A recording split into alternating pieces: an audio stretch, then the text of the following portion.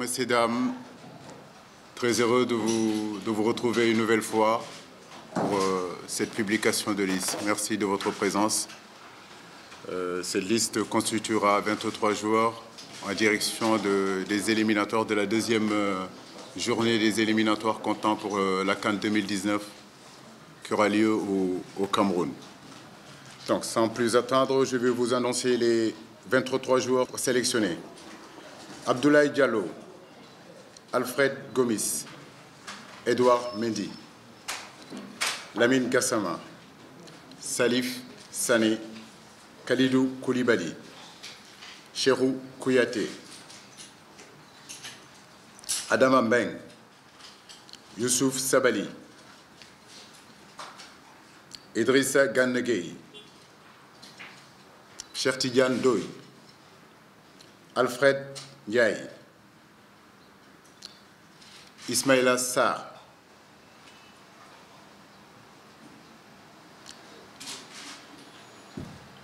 Diao Keta Baldé, Opa Nguet, Sadio Mané, Moussa Konaté, Baye Amadi Niang, Pape Abdou Cissé, Baye Diagne.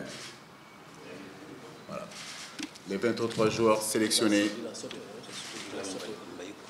Ibrahima Baye, bien sûr.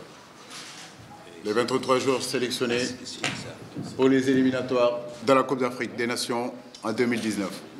Donc, sans plus attendre, je me mets à votre disposition. On vous donnera la liste par Victor 6. Je vous remercie.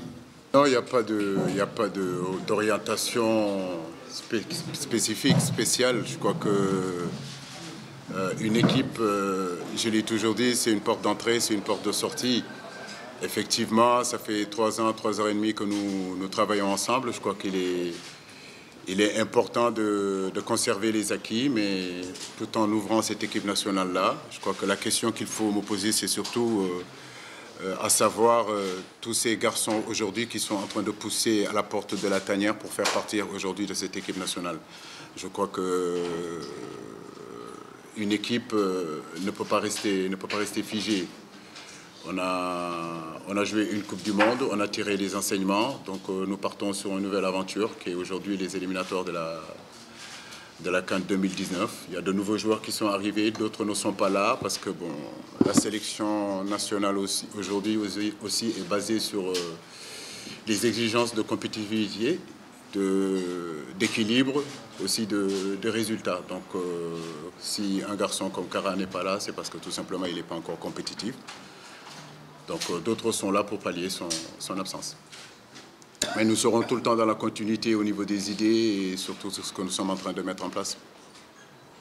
J'ai pas eu vent de cela. Je crois que le garçon m'en a pas parlé, qu'il a arrêté sa carrière internationale. Je crois que le président Augustin Senghor non plus n'est pas au courant de ça. Maintenant, comme je l'ai dit, l'équipe nationale, il faut avoir envie d'y jouer.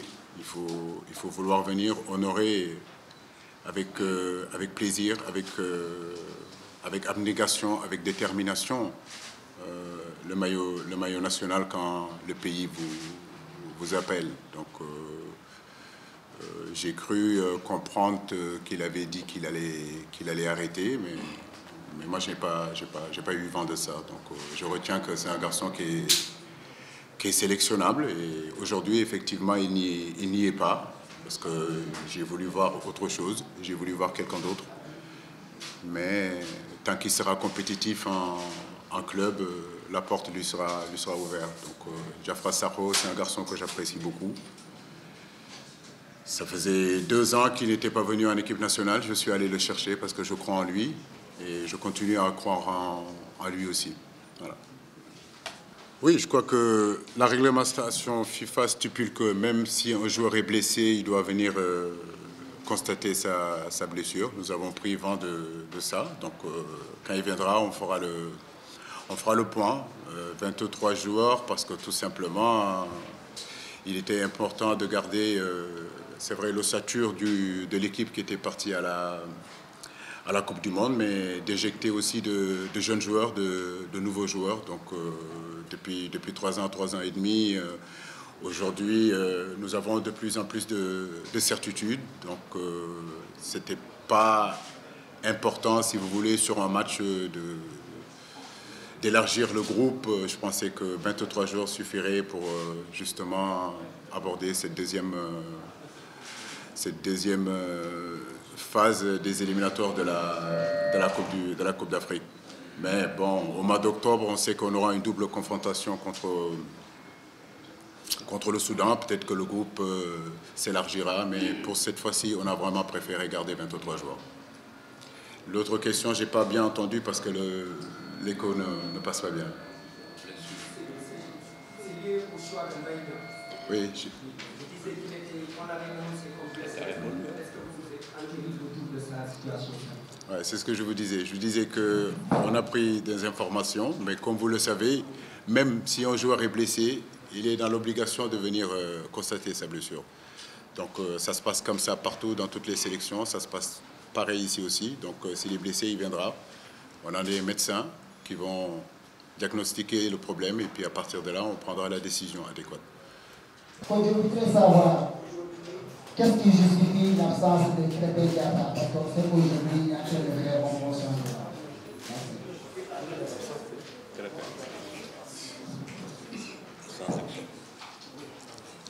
Krépin Diatta est un joueur qu'on suit depuis un bon bout de temps aussi. Il fait partie de ces jeunes, effectivement, qui sont en train de taper à la porte de l'équipe nationale du Sénégal. Aujourd'hui, on a un réservoir vraiment intéressant de jeunes joueurs qui ont la connaissance aujourd'hui du football africain parce qu'ils ont gravité, ils ont progressé dans les petites catégories. Donc, il en fait partie. Sidi Sarr, aujourd'hui, est là. Il fait partie de ces garçons-là aussi. Bien sûr qu'il y a des garçons comme Loum Ndiaye, il y a des garçons comme Moussa Koné, donc je peux en citer pas mal qui sont en train aujourd'hui de taper à la porte de l'équipe nationale. C'est important de faire confiance à ces jeunes-là, mais je crois qu'il s'agit aussi de l'équipe A du Sénégal. Et ça, il ne faut pas qu'on l'oublie.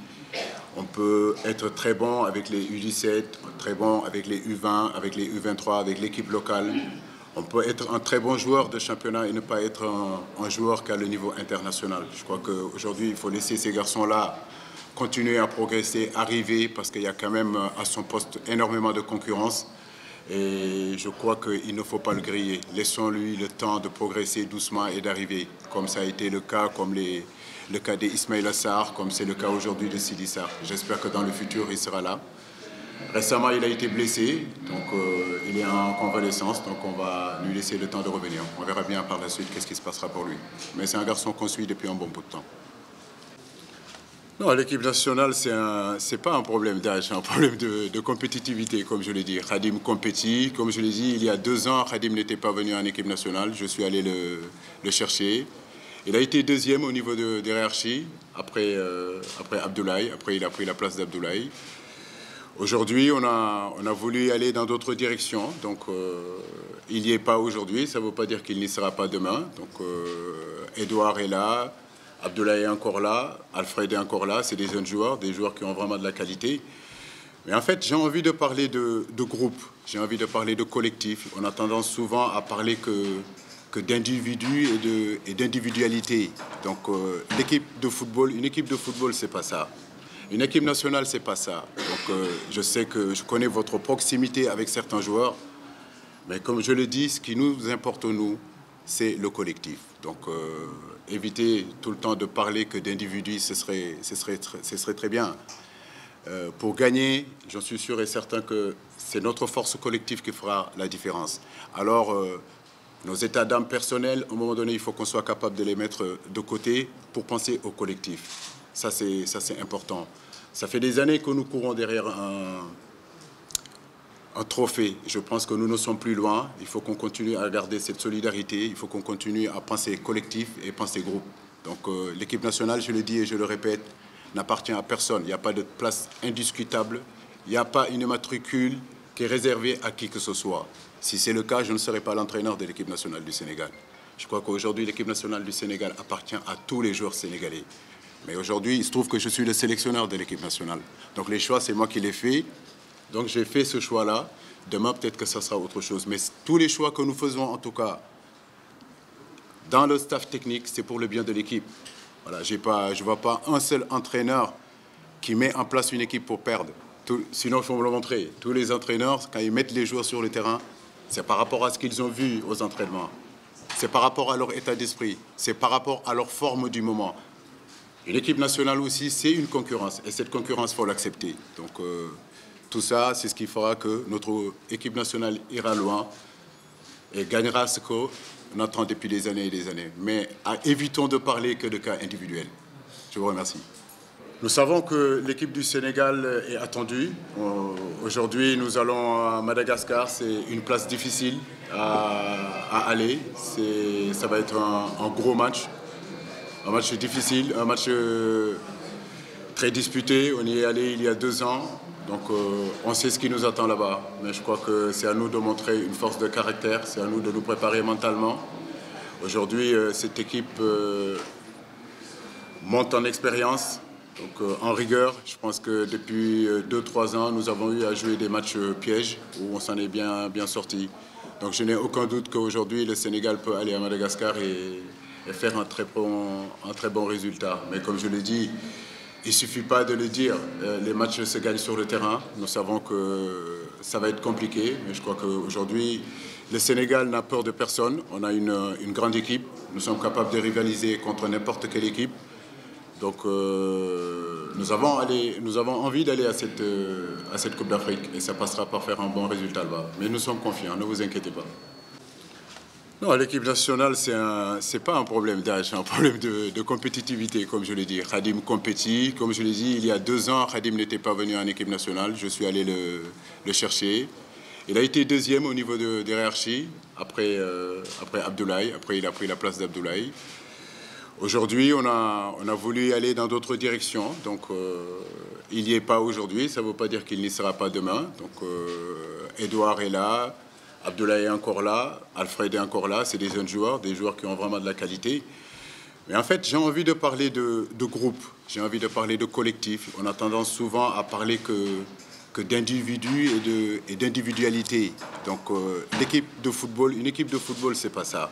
Une équipe nationale, c'est pas ça. Donc, je sais que je connais votre proximité avec certains joueurs, mais comme je le dis, ce qui nous importe, nous, c'est le collectif. Donc, éviter tout le temps de parler que d'individus, ce serait très bien. Pour gagner, j'en suis sûr et certain que c'est notre force collective qui fera la différence. Alors, nos états d'âme personnels, à un moment donné, il faut qu'on soit capable de les mettre de côté pour penser au collectif. Ça, c'est important. Ça fait des années que nous courons derrière un trophée. Je pense que nous ne sommes plus loin. Il faut qu'on continue à garder cette solidarité. Il faut qu'on continue à penser collectif et penser groupe. Donc l'équipe nationale, je le dis et je le répète, n'appartient à personne. Il n'y a pas de place indiscutable. Il n'y a pas une matricule qui est réservée à qui que ce soit. Si c'est le cas, je ne serai pas l'entraîneur de l'équipe nationale du Sénégal. Je crois qu'aujourd'hui, l'équipe nationale du Sénégal appartient à tous les joueurs sénégalais. Mais aujourd'hui, il se trouve que je suis le sélectionneur de l'équipe nationale. Donc les choix, c'est moi qui les fais. Donc j'ai fait ce choix-là. Demain, peut-être que ça sera autre chose. Mais tous les choix que nous faisons, en tout cas, dans le staff technique, c'est pour le bien de l'équipe. Voilà, je ne vois pas un seul entraîneur qui met en place une équipe pour perdre. Sinon, il faut me le montrer. Tous les entraîneurs, quand ils mettent les joueurs sur le terrain, c'est par rapport à ce qu'ils ont vu aux entraînements. C'est par rapport à leur état d'esprit. C'est par rapport à leur forme du moment. Une équipe nationale aussi, c'est une concurrence. Et cette concurrence, il faut l'accepter. Donc, tout ça, c'est ce qui fera que notre équipe nationale ira loin et gagnera ce qu'on attend depuis des années et des années. Mais évitons de parler que de cas individuels. Je vous remercie.